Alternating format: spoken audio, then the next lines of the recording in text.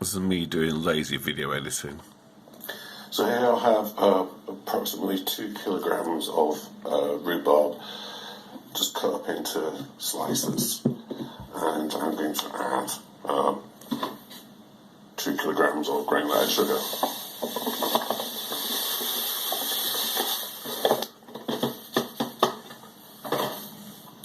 And I'm going to leave that to sit for 24 hours.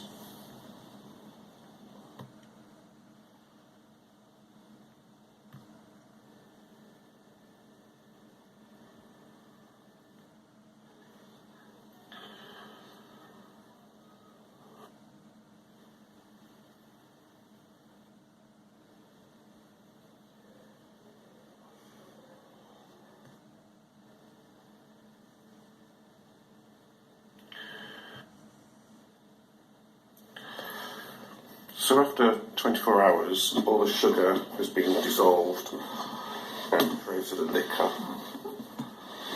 extracting the juice flavour.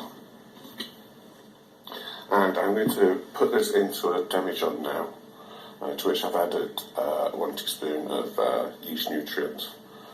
I'm not going to film that, it's ungainly. So now I've poured off the juice into the demijohn. Now we need to rinse this to remove the sugar that's like hanging around inside. So now I've topped up the bucket with tap water to about the same level where it was before, so that when I drain it off we should get a similar volume of liquid, and we should be able to do that 3 times. Okay, so this is what the juice looks like after the original juice plus 1 rinsing of the rhubarb, and I'll do that, repeat that 1 more time. But instead of pouring it directly into the flask, I'm going to put it into a muslin bag, and I'll show you what that looks like. So I have a second bucket here with this muslin bag in it. And I'm going to put the rhubarb in there and top it up with water again, and then let it drain out after I've given it a good stir. So there's the rhubarb in the bucket with the bag, and I've topped it with a level of water to rinse out the last of the sugars, and I'm just going to give that a stir to help to rinse out the sugar into the water. And then I'm going to pull this bag up and let it drain into the bottom of that, hopefully removing as much sugar as possible. So that's the final rinsing, what I think I'm going to get away with and fit into the demijohn. So this is garbage now. So we'll pour the rest of that liquid into here. Again, I'm going to do that off camera because it's ungainly. Actually, it turns out I can't fit all the liquor into the demijohn without leaving some headroom, and if I didn't leave some headroom, when fermentation begins, it will come out of the neck, and we don't really want that. We want to, in the first 24 hours or so, it'll become very active, and we want it to cool down a little bit before we put the rest. So I'll reserve this liquid to add later to top it up. So I'm using this Vin class dried active wine yeast. So I've only got, to focus, I've only got about a teaspoon left in here, so I'm going to use all of that.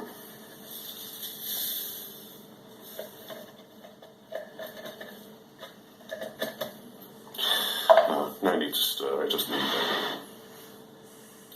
And we'll come back in a few hours when something starts to happen.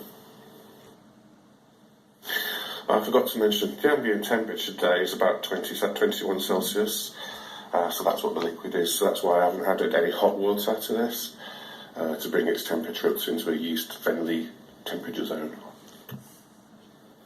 So there we go, I've fitted an airlock, and I'll put it on a towel just in case we do get any escapees while it's fermenting. I should say the recipe I'm using is from this book, which is very, very widely known in the winemaking industry. home winemaking industry. So a couple of hours have passed, and you can already see we're getting some activity from the yeast.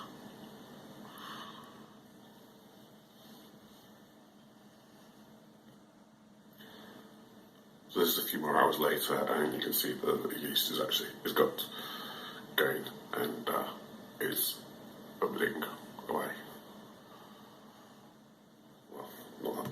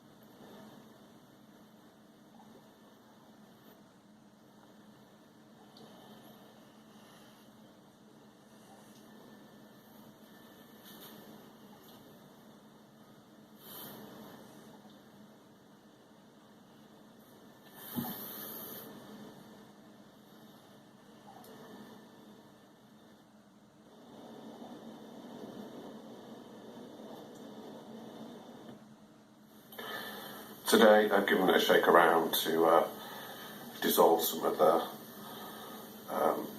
flotsam back into the liquid, as you can see, and I'll top it up later.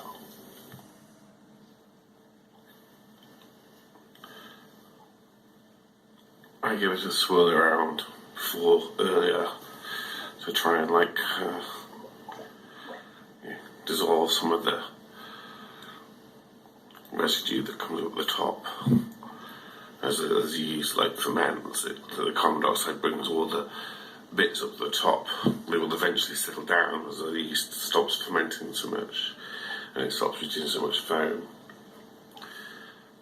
But yeah, you can I sometimes find it helpful to give it a bit of a shake, dislodge some of this stuff because it does stick and it'll stay there if you let it dry out. So that's kind of the method I use. You don't worry about the bits, they will sink to the bottom.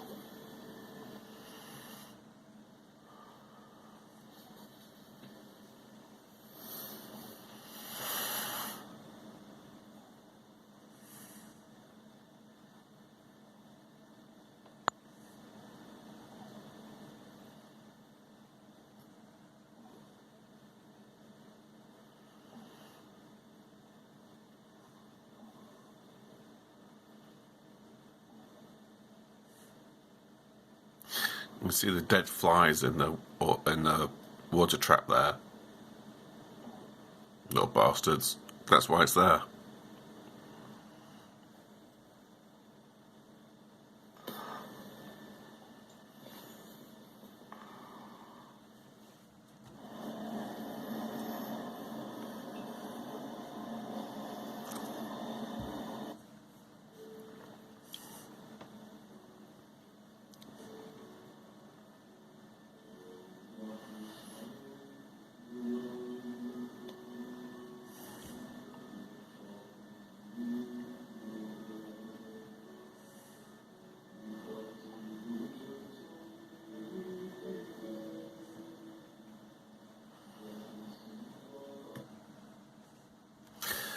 And that's it. That's the end of my winemaking video. I can't be asked to edit together that I made last year.